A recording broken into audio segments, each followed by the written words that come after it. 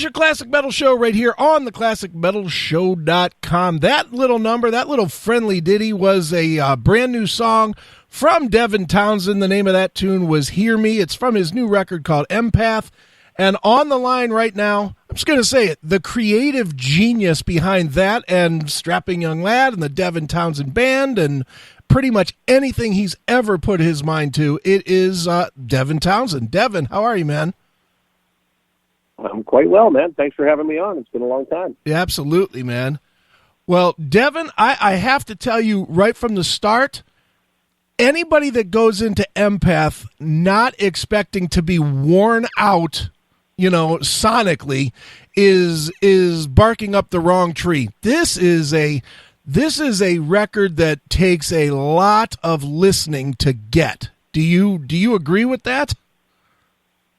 No, I agree wholeheartedly. And in fact, I'm glad that you bring it up because I think that the exhaustion that the audience feels by the time this record is over can only hint at the exhaustion that the group of us who had put the record together felt upon finishing it. So I think it's only fair that both the audience and ourselves are equally as wiped out by the end of it. Absolutely.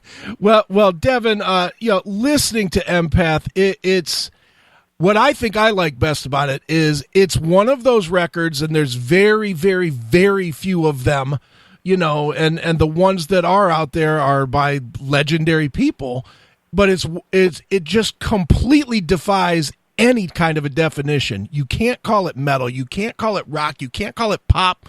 You can't really call it anything except EMPATH. It's in an old school way. It's not something that is easy to define. And I have a feeling that's exactly how you wanted this to be. Correct? Well, yes. And I mean, I'm going to take a guess here because we had talked so many years ago during City that we're maybe in about the same age category. I'm 46 years old. Yeah, I'm 50. Right? How old are you? 50. Okay, so similar, right? Mm-hmm. What I started recognizing for myself, which led to the fact that EMPATH is so diverse in terms of the stylistic changes between track to track, was that a lot of what has come with this kind of middle age psychology that I find myself in at this point in my life is that I guess I felt the need to, or at least was compelled to, look at my past, look at what I've done creatively, look at who I was, who I've become, and potentially where I'm going, and sort of analyze each one of those components to sort of get an idea of what my relationship with my past was. Okay. And even the title, EMPATH, on some level implies the idea of in a very basic way, absorbing energy or absorbing emotions, or at least being privy to emotions. So I think that with not only that sort of midlife psychology, but also the theme of empathy and emotions being the tether that holds all these things in line, the idea that all these songs are in different stylistic ways became something of a necessity, I think. Okay. And I think that up to this point, the last few records that I've done with Transcendence or anything, Epicloud or Ghost, they've all had a sort of angle that they approach the music from. And by that I mean, the Ziltoid record is very clearly a certain type of music with a very clear theme, and Ghost was a very clear objective with a very specific type of music and theme. And that's just not where I find myself now. I find that now I'm heading into my 50s, and I have more of an awareness of my own mortality and the people around me and all these sorts of things. It just became important for me to look back at all that I've done. And maybe if you look at my career, EMPATH almost acts as all of the career in one place, I guess. Sure. Do you feel that at previous points in your career, looking back at it now, because I doubt you felt this way at the time, but do you look now and think that you were almost limited creatively when you were doing the other, older stuff because you were trying to fit a certain, a certain style or a certain, maybe what the industry was telling you were supposed to be? Yeah, and I will say as well that a lot of the reason why I was limited was just by my own self-imposed parameters, I guess. Mm-hmm. I realized I guess I had a number of what I might call epiphanies creatively during the making of this record.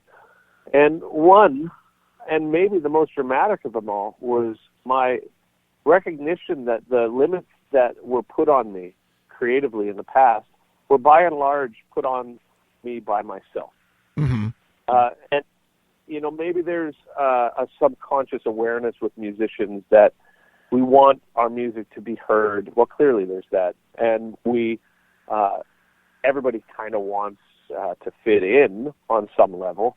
Even if we claim we don't want to, there's cliques and genres that grow even with the most socially inept of us that at some point maybe we want to be involved with. And I think that something else that came with this kind of midlife particular period of my creativity was just a lack of like a strange and immediate lack of care. All of a sudden I was like, I don't care if I fit in.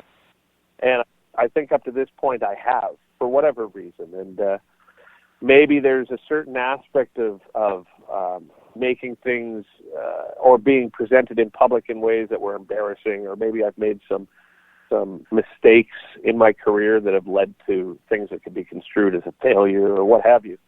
But I think having gone through those things were some of the most liberating creative moments that I could have had, because you don't fear them now. So to make the leap that I feel I've done with EMPATH and put all of this in one place, if someone says, yes, but what if you don't fit in? Right. It's like no longer an issue.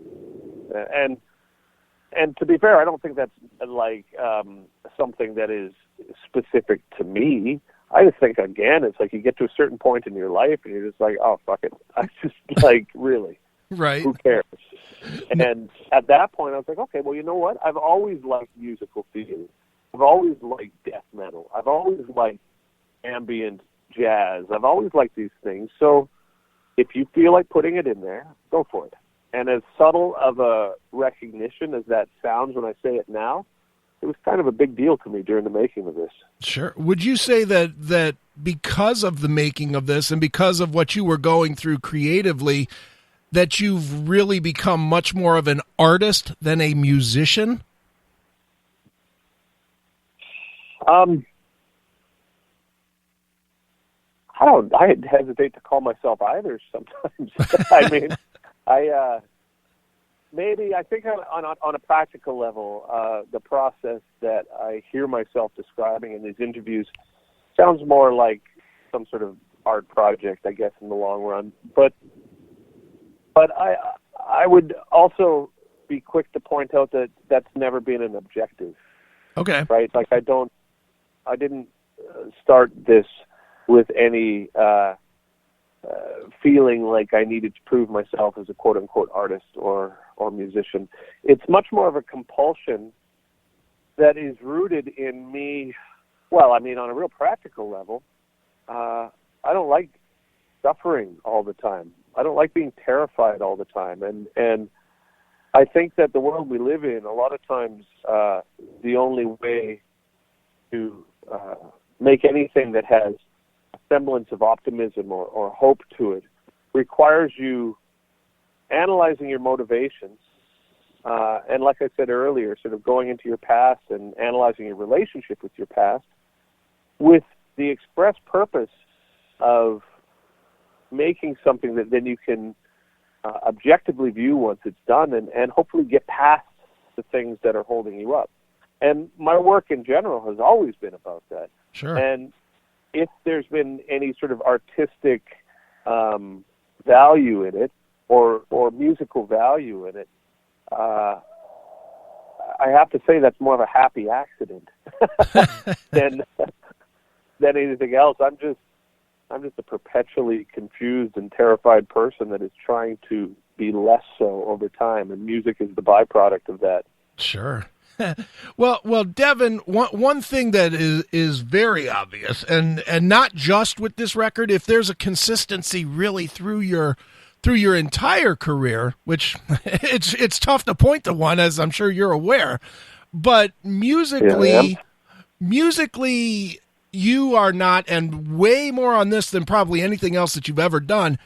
You lack that bite-sized little small piece that basically makes up what is popular music today. It just seems like more as we go further and further along, the music just keeps getting continually more homogenized and continually more processed.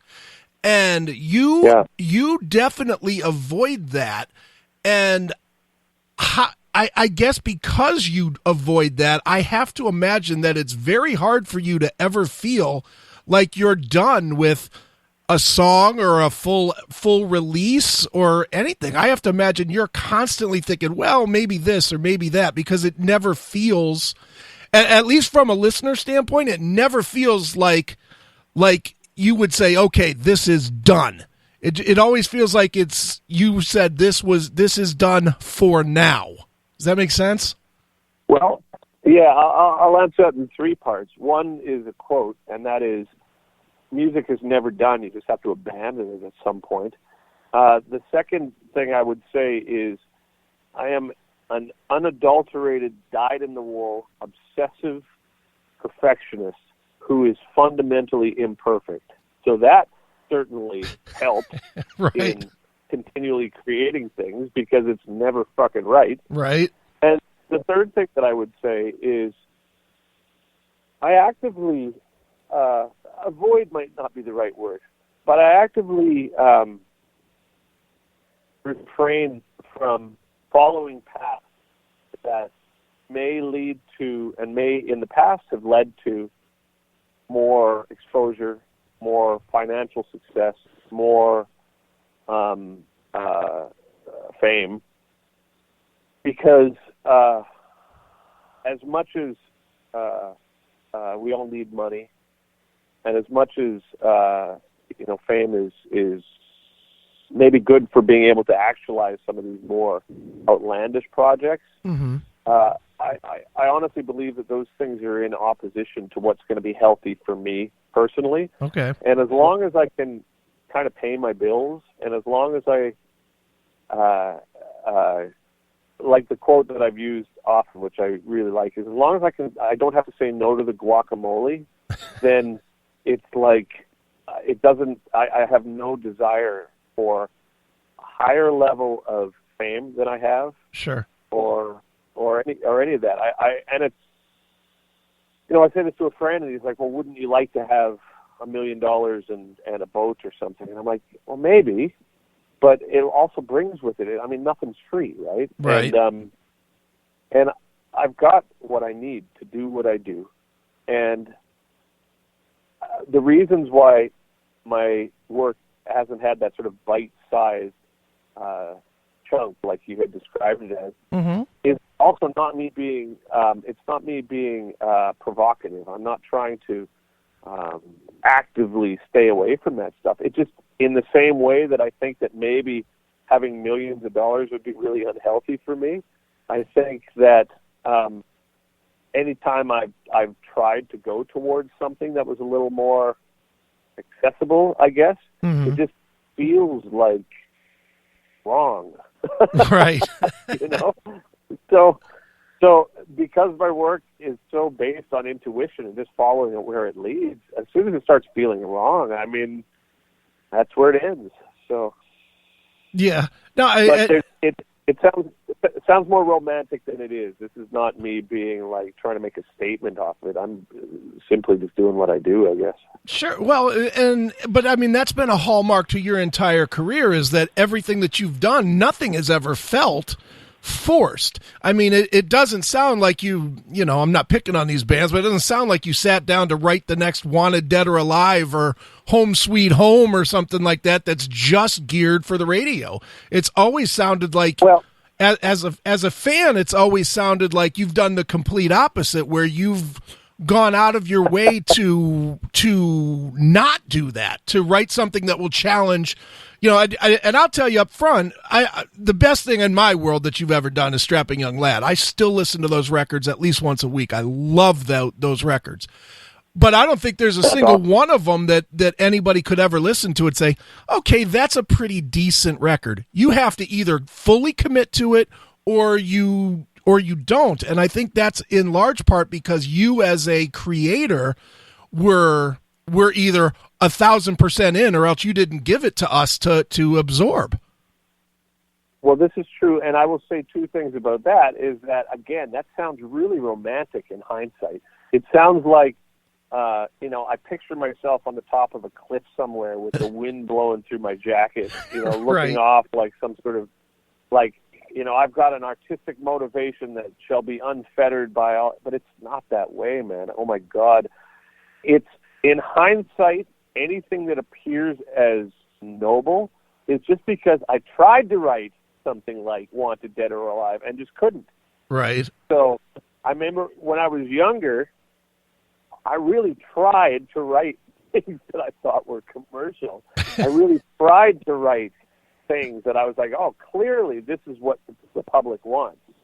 I may have been younger or hurting for money or whatever, but there's some sort of aberration in the way that I am, I guess, that constantly just sort of pulls the rug out from that making sense. And I think a lot of that is just a fundamental lack of understanding of the motivations of that type of stuff. Sure. Any of the acquaintances that I have with people who have had large degrees of success commercially, Mm-hmm. upon further conversation with these people, I realize I just don't understand. It's not that it's a conscious decision to stay away from it. It's just like, I just don't understand. And fair enough, right? Right. Therefore, here's my farting alien puppet, right? Why isn't that selling 1 million copies? No doubt. Well, Devin, listening to EMPATH, for you, what song came out closest to the original idea that you had in your head, and which song is pretty much unrecognizable? Well, they all came out as they should, but they're never going to be perfect. Sure. I mean, I don't feel like anything that I release typically is so far away from the goal that it's unrecognizable. The way that I function creatively is very vision-based, and by that I have a internal barometer that is set to try and articulate these pieces of music in a way that hopefully allows the audience to participate in some blunt and basic way with the experience that caused me to feel that way in the first place. So if you do your work properly,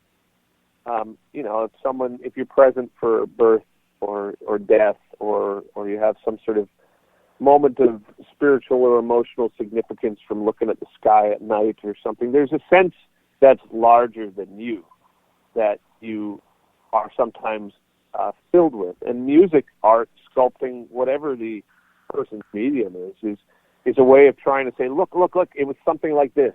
It was something like this. And in that way, all the stuff that I release is at least in the ballpark with that. However, if any of it hit the nail on the head, hell no. Not even close. Right. It's like, no way. But I think that's why I keep making records, is because I'm either so deluded or so narcissistic that I feel that, eventually I'll get it right. But right. What happens is eventually you just die. You know what I mean? Right, I do. But I think the thing is, it's like when I was 25, what I was trying to get across to people sounded like strapping, and now it sounds like this, and next year it'll sound like something different. Sure. And and as long as at the end of it I'm satisfied, then I'm like, well, there it is. Sure. then out it comes. Exactly. Do you think, and I'm going to make a generalization that maybe I'm right, maybe I'm not, and I'm curious what you think. Do you think that a reason that a good amount of people will not understand or grasp empath is because people are so trained today to have such a short attention span, and there's really nothing on this that will allow that? This really requires focus to get it, and I'm curious if you think of that as one of those reasons, like we were talking about before, that you maybe never had the big giant success was because of people's. Go ahead. Yeah, but dude, I'll say again, I don't want big giant success. Right? No, I know. I'm thrilled that the people who are trained to not like this sort of stuff won't like it. That's perfect. I mean, like, honestly. I did a thing earlier. I said something on Twitter and about not knowing how to dress myself, and some people came back saying things like, "Well, you have to understand that 90% of your audience of your market, even being referred to it as that, is appeals to things visually. So you're losing out on your maximum market share." And I'm thinking to myself, who the hell thinks of people who listen to music as like market share? Mm-hmm. It seems like everything is so profoundly monetized now, where it's like the musicians that you follow are like viewing their audiences as consumers, more so than like other human beings that, in a best case scenario, is able to sort of say, "Oh, I know what you were talking about there." And that actually gives me a soundtrack to something that I feel is similar, because maybe that's not what they do for a living. Maybe they're doctors. Maybe they work at the mill, whatever. It's like, that's your role as musicians. And, there's enough people that listen to what I do that, frankly, I'm really, really, really happy that I made the decision to make EMPATH. Because in a sense, I felt like the direction that I was starting to go with DTP was starting to appeal to more casual fans, because the trajectory of the music was consciously veering more towards consumer-type structure. And I just got bored with it, man. And the fact that you say that to me is one of the best compliments I could get on this record. That's great. In fact, it's like, the less people that are interested in it, the better. And then the people that are interested in it, if they get it, then that's great. And I think that people will really get it if they recognize, first and foremost, that this is rooted in trying to do something that's helpful and trying to do something that represents something beyond me. You know what I mean? This has got nothing to do with me. It's just life, man. Right. So great. There's 400,000 bands that are dying for your attention, if that's what you're looking for, man. Yeah. Nobody's ever going to mistake you for Nickelback, that's for sure. No, and you know why? Because I'm not. Right, and, exactly. Chad was on this. Chad is on this record, and no kidding. My relationship with him is really, he sings on Hear Me. Oh. So it's like the whole relationship that I had with him, which was really healthy for me, is when I realized that by spending time with him, the reason why he writes Nickelback music is because that's who he is. Like, he's not pretending to be somebody other than Chad. Right. And by me not pretending to be anything other than Devin, this is what happens. And I think, in a sense, I'm more similar to that band than I had anticipated. No doubt. Well, Devin, the record is called EMPATH. When's it out? March 29th, I think. Okay, excellent. And where should people go online to keep up with you and keep up with picking up the record and tour dates and all that stuff? Oh God, I don't know. I think DevinTownsend.com, and I think I've got a Facebook, and on Twitter I think I'm DVN Townsend. I know I'm DVN Townsend. Same with Instagram. Okay. I'm sure Spotify will have the record. So, like, call me whatever you want, just don't call me late for dinner, all that. We'll do it. Very nice, man. Well, Devin, as a tradition on the show, we always let the artist pick a closing track from the album, maybe tell us a story about it. So what would you like us to play to wrap this one up? Well, what's your format? Are you full on metal? It can be full on metal. It can be whatever you want to play. Well, let's do Genesis, just because it kind of gives an overview of the record. It's got all three drummers on it, and it goes between death metal and disco. So enjoy. There we go. Check it out right now. It is Devin Townsend right here on your Classic Metal Show.